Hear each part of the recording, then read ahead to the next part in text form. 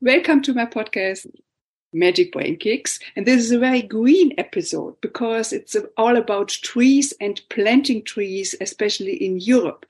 I invited a startup. It's called EcoTree, which is based in Copenhagen and also in France, and now has a country developer in Germany. And I welcome the CEO, Thomas Canguilhem, and he is now in Copenhagen. So I say hello to Thomas in Copenhagen. I drive over, and I want to ask you at first, of course, what is the background to start EcoTree? What was your motivation to do that? Hi, hello, Maria, and absolutely thrilled to be here. Thank you for having me. Well, it started actually. I'm 45 now. My personal background has always been 100% entrepreneurial, and in a way, EcoTree is sort of my third business venture. But I think with this one, I have really succeeded in combining, well, obviously my passion for entrepreneurship, as well as my love for nature and my ambition to help fighting climate change. So I'm not on my own. I started with five co-founders, who started the business back in 2016 in France. And it all really started with, as quite often, with the frustration, which was that, as no one obviously hates nature, we still keep destroying it at an alarming rate.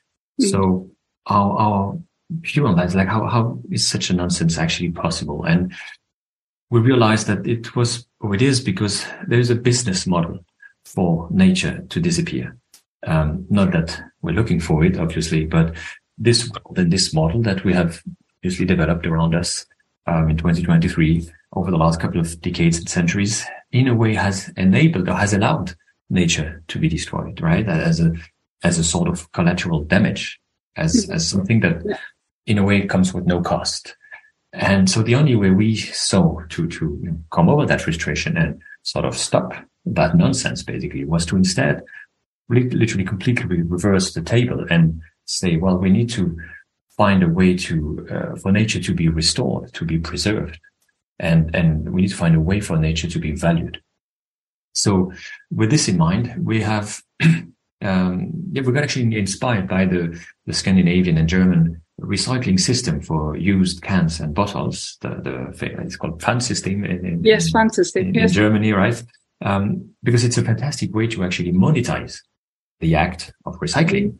And we decided in a way to use that, well, proven good old method of financial incentive and adapt that to tree planting and sustainable forestry. Mm-hmm. So we have literally created a business model that enables individuals and companies, because we really want everyone on board, to support and invest actually in nature. So that's kind of how it started. And from there, we've built this, quite still unique and a very original model of tree ownership, where anyone, literally again, any individual or any organization, company can buy online newly planted trees from our forest in France. Either freshly started forest or more mature ones, like the one you can see in the background here, and become what we call the tree owner, so that you will get both the very tangible environmental benefit that trees and sustainably managed forests can offer. And I guess we'll elaborate on that throughout this discussion, but also on top of that, so to speak, the perspective of a financial gain, or at least of a financial return. And this was really the idea in a period where there is so much awareness, climate awareness, and there's so much good intentions out there, which is fantastic. But how to turn all that into actual concrete and immediate action, that was a challenge. And using the proven method of financial incentive to turn those good intentions into concrete climate action is really at the heart of what we try to do at EcoTree. Yes. And you started in France, and is it easy to plant trees in France, or how is it possible to find areas, private, for example, to plant the sustainable forest, of course? Yes, in France, it's fairly similar on that aspect in Germany, but like the forest coverage is roughly 30%. It's a bit more in Germany, but in France, it's roughly 30% of the country, which is covered by forest, which is not bad for temperate regions. But 70% of it is privately owned. The thing was that, among the 70% of privately owned forest land, it was really, really very much morselized. So like primarily because of the inheritance law in France, but so you end up having a lot, like over 2.5 million very small land forest owners, which in most of the cases have no expertise, no finance, and sometimes even no real interest to develop sustainable forestry. So there was a really great potential to help those land forest owners to actually start to develop sustainable forestry. So we started taking over, fairly mismanaged forestry land and, do what needed to be done to regenerate them, boost the local ecosystem and develop the healthy, long lasting forestry ecosystem. That's how we initially started. And from there, we've then taken over bare land, agriculture land, where we literally from scratch start new forestry projects. Mm-hmm. And in respect of biodiversity, you plant, of course, the original trees normally are there or growing there. And perhaps auch in respect to climate change, some other species, or what is the approach, long-term approach in this areas? Well, maybe really to put things back in context, it is true that trees and forests are our best allies to tackle the two major environmental challenges that humanity is facing, climate change and the biodiversity collapse, right? I think both are in a way the two sides of the same coin, and they are very much linked. But let's say that it's commonly admitted that those are the two major threats: climate change and the rise of temperature due to greenhouse gas effect, and then the possible sixth mass extinction and what's called the biodiversity collapse. And on those both challenges, forests and trees are our best allies. When it comes to greenhouse gas emissions and the climate change, forests are on Earth the second largest carbon sink, right? The first one is actually the oceans. But let's admit that forests are slightly more actionable than oceans. A bit easier to say I'm going to start a forest here than to say I'm going to start an ocean here. So even though it's only the second largest carbon sink, it is something that is actually at hand that we can actually work with. And when it comes to the biodiversity collapse, it is also commonly accepted that roughly 80% of land-living animal species actually have forest as habitat. So again, forests here have a tremendous impact when it comes to biodiversity restoration and biodiversity preservation. So again, on those two main challenges, forest and trees are our best allies. This being said, you have forestry means a lot of things, and what we believe is the right approach is somewhere in between the classic, distinction between, on the one hand, like untouched nature, untouched forest, and then one pictures like the tropical, rainforest. And on the other side, like the highly intensive monocultural sort of tree farm, tree plantation, right? With this implied idea that the one is very good and the one is also in opposite very bad. We believe there's somehow in between a good compromise to find. And this is what we try to implement at EcoTree, in the sense that, and we call that, or it is called, close to nature, sustainable forestry. So this means on the one hand that where we try to be as close to nature as possible. And that means a few principles I'd be happy to elaborate, but typically mixing species is a way nature would do instead of monocultural, doing what's called uneven age forest, where you have, throughout the life of the forest, you do some thinnings, some assisted regeneration, artificial regeneration, natural regeneration. So you end up having an uneven aged forest with young trees, mature trees, and everything in between, right? Of course, using no chemicals and no pesticides. All those practices and using local spaces as well, so that you don't just copy paste forestry plans from one location to the other. All this is trying to be as good and as close to nature, what Mother Nature would do, But on the other hand, we allow ourselves to have some productive activity slightly and responsibly implemented, in the sense that we never do clear cuts, because that has obviously a dramatic impact. But we do what's called selective cuts, or it's called thinnings, where we will typically every 15 years harvest 10-12% of a designated area. And so that's definitely a human active, productive activity on the forest. This has actually, and it's really important, has actually several benefits. The first one is that is actually what enables our financial incentive return model. Because as I mentioned, when you're a tree owner, it's your tree. So whenever your tree reaches maturity and is harvested as part of that forestry management plan, well, we will set it for high quality timber, and we're going to hand over 100% of that revenue to you, the tree owner. It's your tree, it's your timber, it's your right to the revenue. And that's how we get this return on investment. It's obviously long-term perspective, right? Because forests like the one in my background take decades to grow. So it's a long-term perspective, but it's on average a 2% financial gain per year that you can expect, which means that throughout the life cycle of between 30 to 60, 80 years, 9 years, you're going to double or triple your initial investment. So that harvesting activity is what triggers our model of giving back some money to the tree owners and activating that proven method of financial incentive I talked about earlier. But from a purely environmental aspect, doing those thinnings, we claim, has also quite two strong positive environmental impact. First, it actually helps accelerate, so to speak, the ecosystem's growth and development. I like to take the similarity, like with a good morning scrub in the shower, where, remove the dead cells on your skin and help having a healthy, actively regenerated skin. Similarly, doing those thinnings, where you remove some more mature trees, you give more light and more access to light and space to younger trees, who will then grow more quickly or actively. And it helps, again, boosting an ecosystem.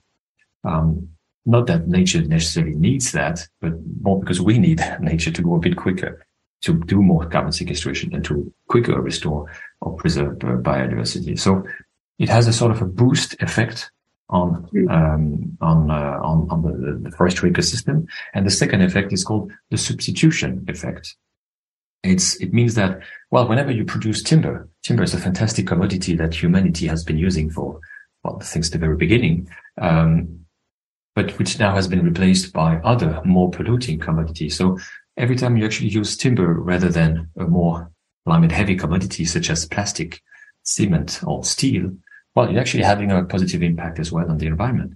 Just to give you an example, whenever you use 1 cubic meter of timber instead of plastic, you're saving 2 tons of CO2 emissions.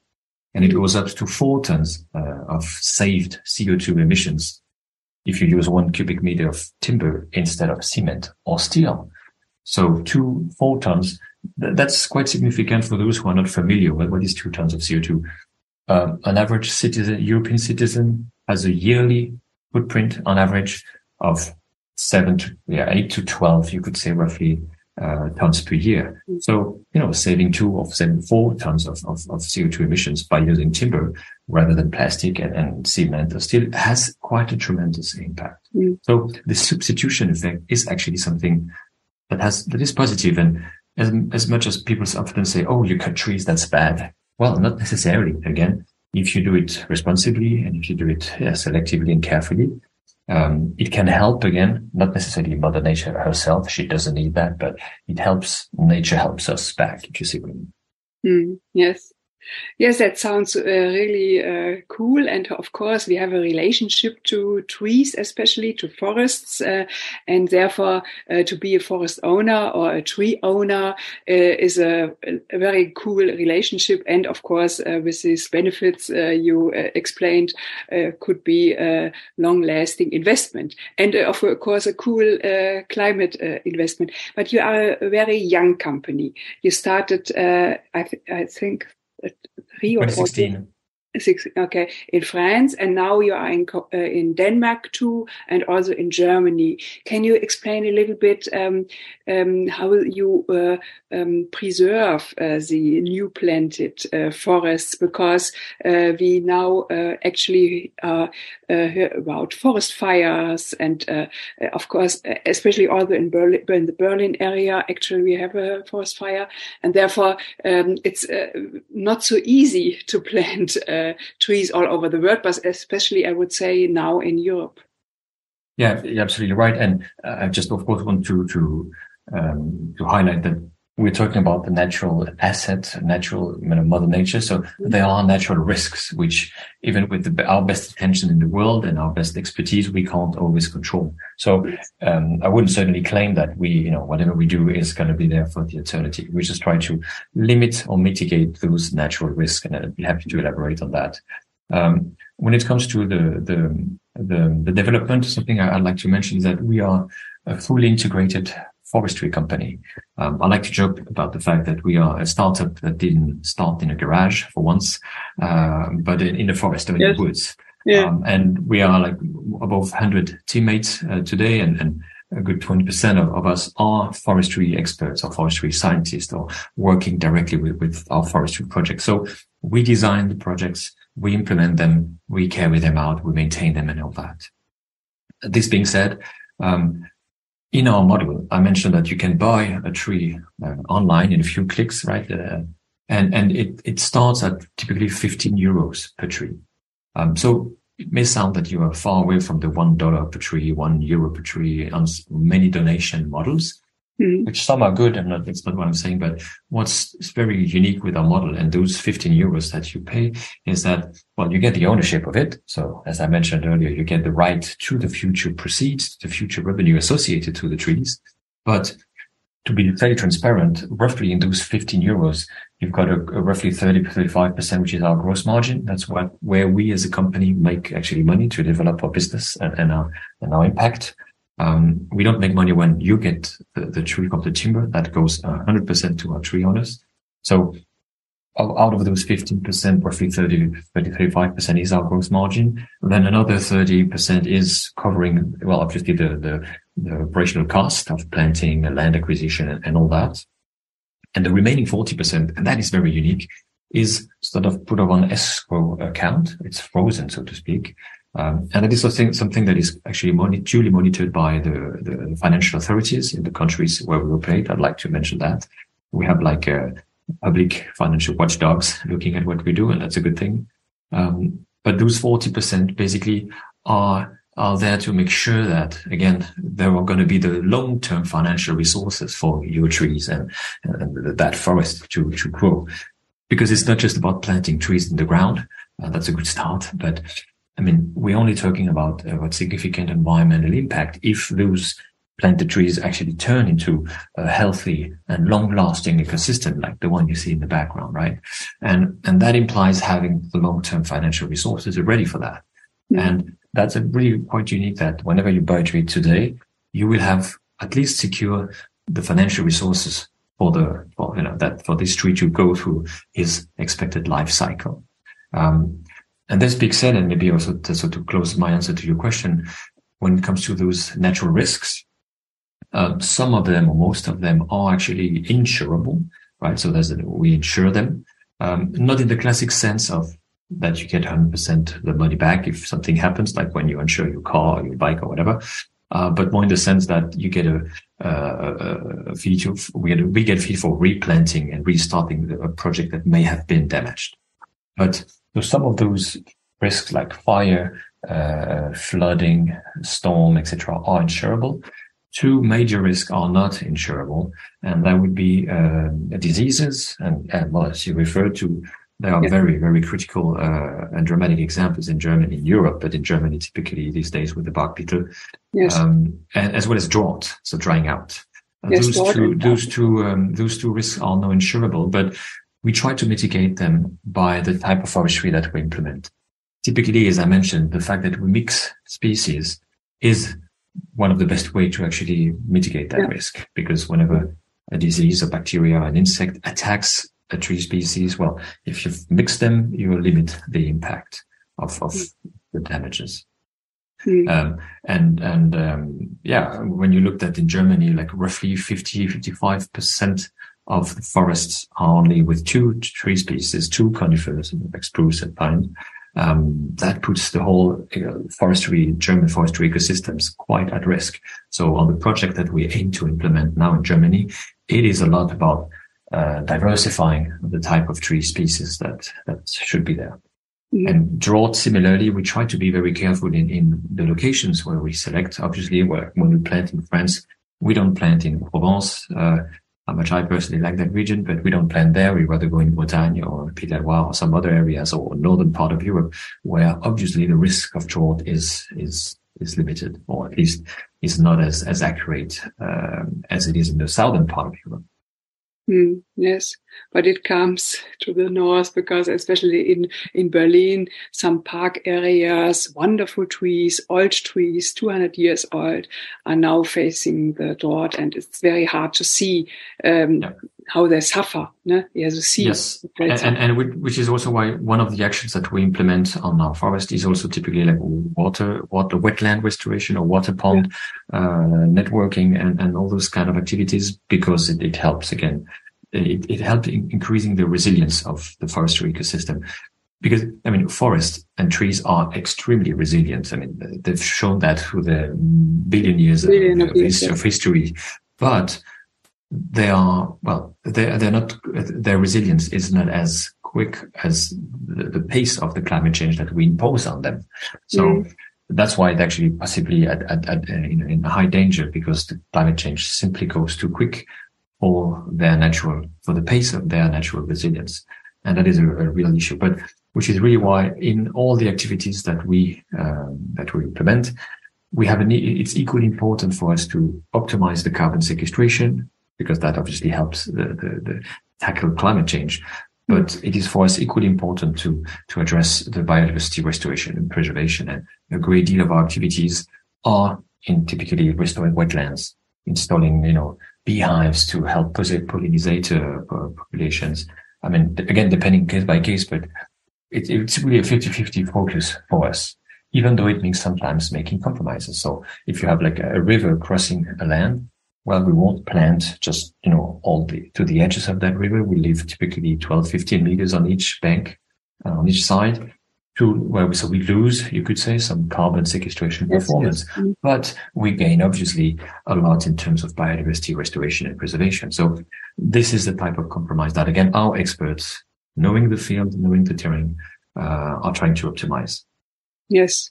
And of course, it includes a lot of science and a lot of, adjustments, because it's all changing now. And therefore, you have, as you said, some experts in that field, and it's including. Can you perhaps explain the new plans in Germany? What is especially going on in Germany? Because we are really fresh in Germany, when I say. Yeah, it's true. Well, we started earlier this year, and we have we have quite a few opportunities at hand now. We used actually a lot of information from the Waldzustandbericht from 2022, from last year, that said indeed that like 20% of the tree population is at risk because of the drought or the bark beetle, right? That 55% of the tree population is basically focused or based on only two species, right? So all those things are factors. Whenever we enter a new market, be it Germany or Denmark or some other countries, we always try to understand what's the forestry agenda, what's the challenges there, where do we start, right? Basically, and those typically were I would say the two key factors of the German forestry assets, you could say. So we have different opportunities, like in Harz, for example, replant what has been lost. So we literally try to come after a disaster and try to replant and try to definitely have a mixed forest approach, right? With uneven age trees as a format, and trying to implement different type of tree species like oaks, cherry, Douglas, other trees. We do water pond networks, as I said, because that also has a key impact on when it comes to fighting drought. I think it's in Rhône, we also have like forest and grassland mix. So it's not just about always trees, but also how we can possibly adapt with agriculture and agroforestry models, protect soils, all those kind of challenges are what we look into. And even when we select land, for example, for the possible project we are aiming to work on, we typically would favor, instead of one area that would be sort of surrounded by fabrics or urban developments or agriculture, we would favor having the lands connected to some natural areas, so we can create networks, corridors for biodiversity, typically to kind of expand its area. So all those factors is what we're trying to look at, and in Harz now, in Rhône, I think it's Nordvogesen as well. So we have different areas where we really try to adapt, again, our vision, our methodology, our expertise to the local needs. Yes. Yes, and of course, then also the communities around these new plantings are also included, and it's of course important that you work together. And for me, also it's interesting when I now buy a tree. And I'm a tree owner. How can I check my tree or the growing of my tree? Yeah, well, first of all, you can always welcome to go and visit it and give it a hug if you like that. So it is a special tree. It is marked or something like that. No, that's a very good question. It is not marked, or you won't find like your tree if you've purchased one tree. Obviously, yes. We use the concept of what's called fungibility, which is a very important concept. That means that your tree have a certain characteristic, like what species is it, what age is it, where is it located. It has literally GPS coordinates, and what is it's a cutting horizon, right? But you may have a 2-year-old oak tree in this location that's going to be harvested in 60 years, for example. There are maybe 200 of those trees in this designated area. So, of course, if you go there, you can, thanks to the geolocation, fairly precisely kind of identify the area. But again, it won't be standing there with your name plate on it.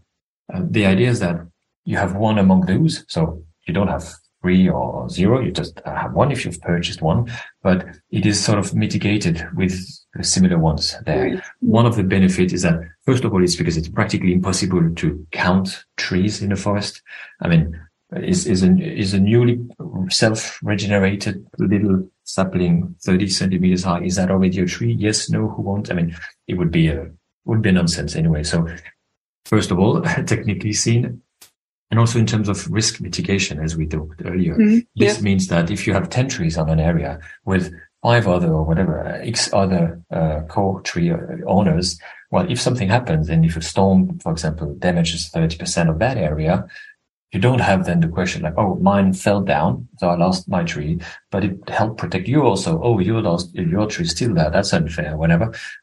To avoid this kind of weird situations where you all would lose possibly 30% of your tree asset, but you would co-share pro rata to your investment what's left, right? So this concept of fungibility is what helps mitigating the risk among the co-owners. But this being said, you can definitely go visit. All our forests are public. And maybe on here, a note I'd like to say is that this is also a strong driver of we want to leverage to activate with our community, is that beyond the financial incentive carrot, so to speak, the local aspect we see is also has a tremendous impact on how we can engage people. Because it's one thing to have sponsored a tree in the other part of the world where you don't even know exactly what's going on, whether traceability, all that might be questionable. There, it helps knowing that it's local, even though, I mean, on a global aspect, doesn't change whether you've planted trees here or there. I mean, it has a global impact, and that's what we all should be looking after. But this being said, humans are humans. They like, what's close. They like what is their own. And this local aspect of having something that you can identify and go visit in a way happens to be a strong driver that we leverage with this EcoTree model. So all of ours are open. You're always welcome to go visit and check by yourself. how they're doing. Yes, I also think it's a very good driver to be sustainable, because it's something you love. You love to go to this forest you helped to grow or to plant, and that's a very interesting factor, of course. Yeah, and see the progress of it. I think that's the best. The best way to make it concrete and tangible. And beyond that, we've built a sort of a digital universe, right, around this concept of true ownership to make it as tangible and as exciting as possible. Mm-hmm. Where so on your personal account on our website ecotree.green, you can indeed localize your trees, follow their growth, and well, it's not like, let's be honest, it's not like something new is happening every day, right? So it's not a TikTok feed. You can't find about your trees. No. Yeah. Mother Nature does a good work, but it takes time. But this being said, we're trying still to develop tech and digital tech in particular to try it again, to make that exciting. So we have made a what we call a forest view, which is like Street View on Google Map. I think everyone's familiar with that, where we've mimicked on one project that feature where you basically with your phone, you look at it and you can look at the forest around you, and then you double click and you jump 20 meters ahead, and here's an oak tree. You click, you get a little pop-up with some information about that tree. So we're trying to use this type to leverage this type of digital features to make it again more fun, more interactive, and more as exciting as possible. Yes, of course, it's important in these days to have fun and to click in this forest and to show everyone this is my part of my forest and about this tree, and this one of this kind of tree. And on the other hand, it's wonderful to be inside in person and to smell and look all around these trees. That's another factor. Yeah, of course. Yes, and you are I think one of the first ones to do forestation in Europe for this whole concept. And it's important for me, I think, to do it in Europe, because normally we have all these CO2 certification projects in Africa, in Asia, in South America or something like that. And it's what do you think? What is the role of Europe? Or is it a pioneering role, or what is the responsibility, especially of the industrialized countries? Because normally we say, okay, then we help the developing countries and plant something there, but it's far away and not directly an impact in the front door. And therefore, I think near all these frameworks we have, the European Green Deal and everything, but you have to realize it here in Europe too. Or what do you think? What is your opinion on that? Yeah, no, I think you're absolutely right. And the whole do as I say, not as I do, sometimes mindset that we have in Europe or in developed countries has to change, especially when it comes to environmental change or crisis, because I mean, there's been a very, look at deforestation. We are very good at, obviously, and for very good reasons, to fight deforestation in, for example, on the rainforest on the tropical belt. We just sometimes tend to forget that we have ourselves in Europe been deforesting massively. A country like Denmark is one of the reasons why it was our first move beyond our French domestic market. It's because Denmark has a 15% forest coverage. It's one of the lowest within the temperate regions.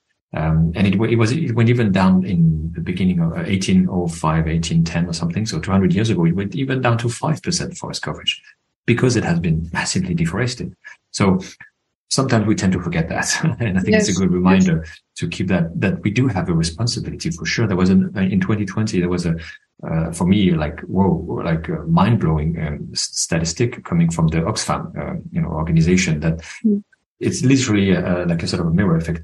Like the 10% of most wealthiest countries in the world are accountable for 50% of the greenhouse gas emissions.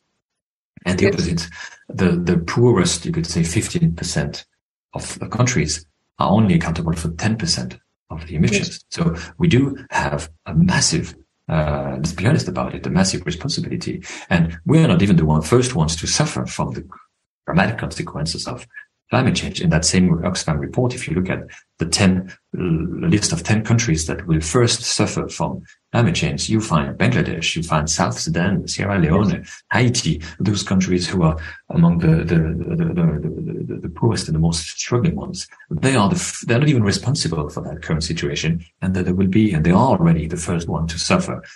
So yeah, if that's that responsibility there, and I don't know what it is.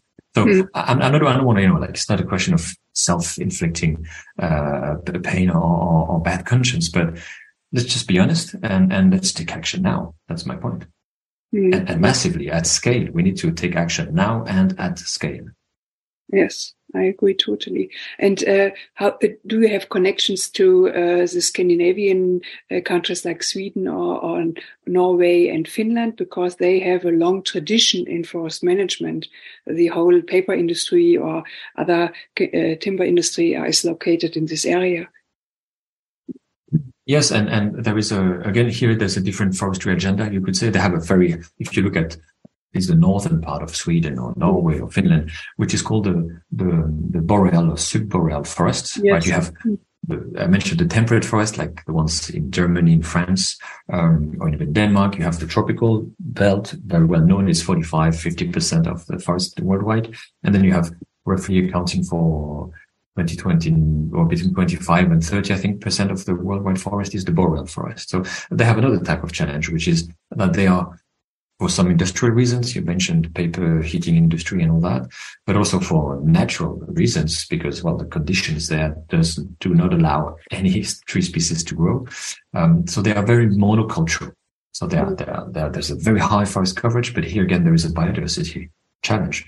Because for the reasons we talked about Germany, that sort of heat line growing north and north year after year, decades after decades, they may very well, and they already start in some areas, to be inadapted to the new local climatic conditions. And being very monocultural, that puts them at risk. They can, in a very short period of time, have a dramatic impact on those. So here again, it's not there's a special forestry agenda for that region. And again, we really try to adapt to that and have as local and targeted impact as possible with our operations.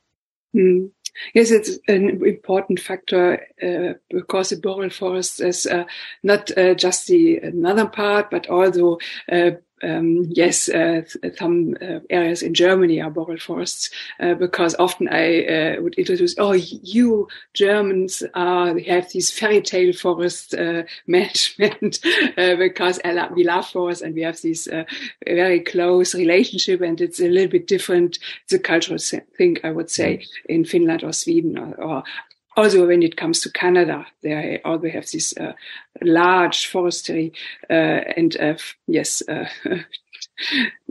really huge cutting areas.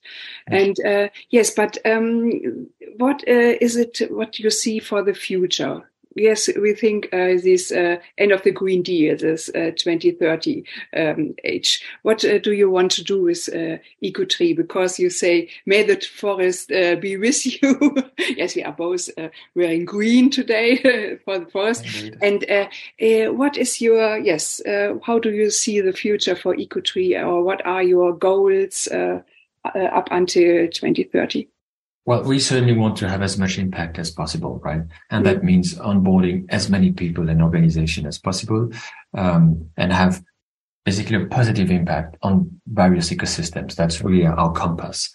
Whatever is having a positive impact on people or on natural ecosystems, we feel it's a field for us. So this being said, we have from this, core historical expertise of tree planting and forestry, we've broadened up our scope of activities to what's called a nature-based solution.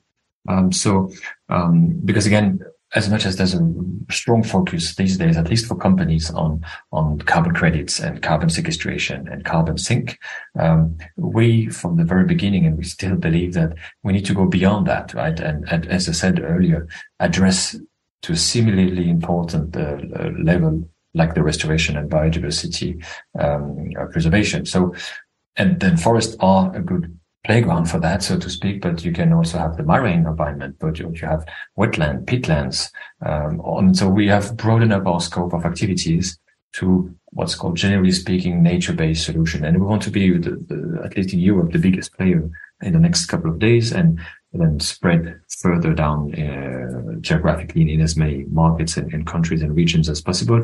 Really, again, with this compass or focus of having positive impact on natural ecosystems. And that maybe James helps me to jump back on my initial, when I explained how the vision, how it all started. We want to be able to turn this whole punitive ecology, this punitive mindset on, scaring people all the time, or finger pointing, and taxing those who are not environmental friendly. We believe if we want to engage everyone, we're going to need to have a more positive approach, right? And using the financial incentive is one of them. Using the local aspect is one of them. We need to see the half glass as the glass half full and not half empty. Otherwise, just our arms will kind of fold and we're not going to do anything. Whether you want to run the marathon or climb the Everest, and I think when we're looking at environmental challenges, this is what we have ahead of us. You don't start with the Everest itself or a marathon itself. You go small steps, step by step. You start running 1 kilometer, you start a smaller summit, etc. If you see my picture here, we need to start with small steps, baby steps in a way. That's always better than doing nothing. And that's how we're going to ultimately reach the ambition that we should all have. And we at EcoTree want to be part of that. We want to be a leading organization, clearly in Europe in the next couple of years in this field of using nature, helping nature to restore ourselves. Yes, wow, that's a great goal. And you say the trees for everyone and also for companies. How is it possible? You say online per click. I can buy a tree, and is it the same for companies? They will perhaps click and buy 100 trees or something like that. We have two ways to engage, basically. More depending if you're maybe a rather small company, or if you kind of know what you want, you can definitely go on ecotree.green, our website. Look, we have a corporate section where you can even online buy some trees, or we even have a subscription system where with the credit card you decide on how many trees you want to invest on a monthly basis, and off you go. You build your little forest month after month. So that is clearly a very do-it-yourself, easy way to engage online in no time and at any time. For more advanced or more scaled needs, we have a team of experts on all the markets where we operate. So it's the UK, it's Germany, it's France, it's the Nordic regions, it's Benelux, definitely. We'd be happy to understand your needs and support you in your journey. What is important for companies is also, and that's an occasion to touch the greenwashing topic, which is always in the back. And in a way, it scares so much companies that for good reasons, they don't want to be accused of greenwashing, because greenwashing is it doesn't lead anywhere. And we certainly don't want to encourage companies to go business as usual and then just plant a couple of trees with us. All right. As much as we want to plant trees, if a company is just, running business as usual, that ultimately is not going to help. And that would be a valid greenwashing accusation opportunity. And we don't want that for them. And we certainly don't want to be associated to that. So we always encourage them to think holistically, think globally, and typically start thinking about how they can reduce their impact, whether it's plastic pollution, whether it's obviously CO2 greenhouse gas emissions. And then, or in parallel, then engage with us and see whether they want to offer trees to the employees instead of, for Christmas, or for the new teammates joining the company, instead of a box of chocolate or flowers that are going to die in 3 days and are have likely flow throughout Europe. In terms of footprint, you can do better than that. So why not offering corporate gift, as a tree as a corporate gift is a good way to engage, or to buy carbon credits. We do as well, use and deliver really high quality, high integrity carbon removal credits, European based. That's a good way still to a very tangible way to obviously demonstrate an impact. Or we can also help companies, basically associate trees to different consumer behavior. So if you want, you can, for example, an example we see often is a company that wants her supplier or her customers to go paperless. So, you stop sending letters for invoices and stuff like that, and you go digitally. Well, you can reward them for accepting to go paperless with you by giving them tree or by planting trees. So using sort of the engagement power of trees as a customer engagement, as a customer loyalty, that also is very impactful and very, very useful. And we have lots of expertise and experience in this field. So then definitely our team can help understand your needs, understand where you are in your sustainability journey, and clearly support you in again, as I said, having an immediate and concrete impact. Because, there's a lot of discussion. You mentioned it, like the CSRD, the Science-Based Target Initiative, all those big frameworks. And honestly, I think they are vital. And I'm glad as a European citizen that in a way Europe is showing the way for this, with this kind of high integrity, high quality labels, frameworks, regulated markets and all that. And as much as that is needed for a large corporation and organization, you also need the warm storytelling, the maybe less impactful if you look at the big picture, but more local, more immediate, more fast implemented impact. And that's what trees and tree gifts and stuff like that can actually have. So it's in a way for organizations, a balancing act between both, I would say.